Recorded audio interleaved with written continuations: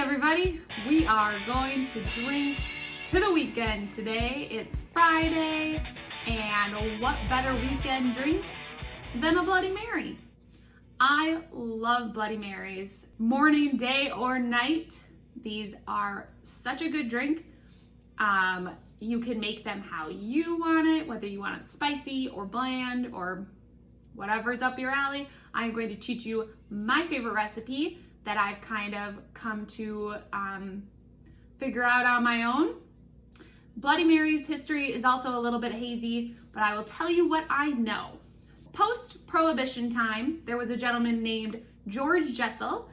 George claims to have created this drink and named it after his friend Mary, after she apparently tried it and spilled a little bit on herself and said, "Ha, you can call me Bloody Mary now." And that's where the name came from and has stuck. After Jessel created it, his Bloody Mary was just vodka and tomato juice. So pretty bland, pretty boring, didn't really get everybody excited. Then there was a man named Ferdinand Petio, who also went by Pete, then took the drink and claims to have turned it into closer to what we have today. He added more spice, more seasonings, and all those good things. After Pete moved to New York, he was the lead bartender at the King Cole Room. He thought the name Bloody Mary was not very becoming and wouldn't be good for his clientele, so he changed the name to the Red Snapper. Well, that name never really stuck, and occasionally somebody will order one, but really this is stuck with the name Bloody Mary. For my recipe, the Bloody Carry, you are going to need some V8 juice,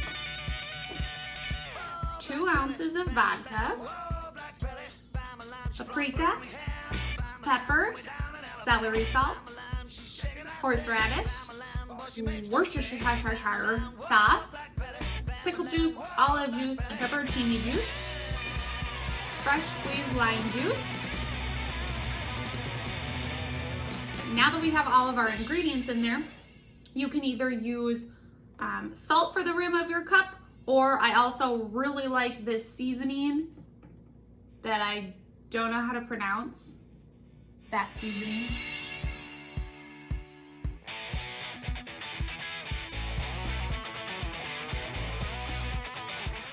Beautiful.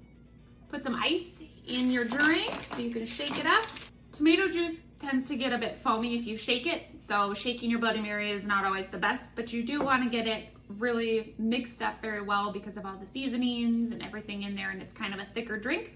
So my favorite thing to do is just to swish it in your cup, couple cups or shakers back and forth like this.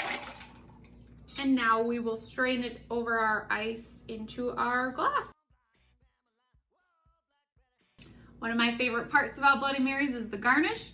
So go ham with however you want to garnish your Bloody Mary, or if you don't want to garnish your Bloody Mary.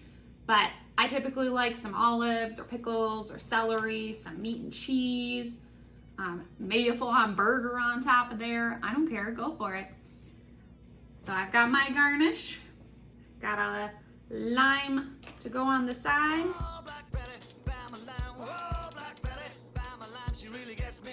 One of my favorite ways to do Bloody Marys is I take this recipe and quadruple it, put it in a pitcher, and let it sit in the refrigerator for a day or so. Those seasonings sit there and it gets so much better.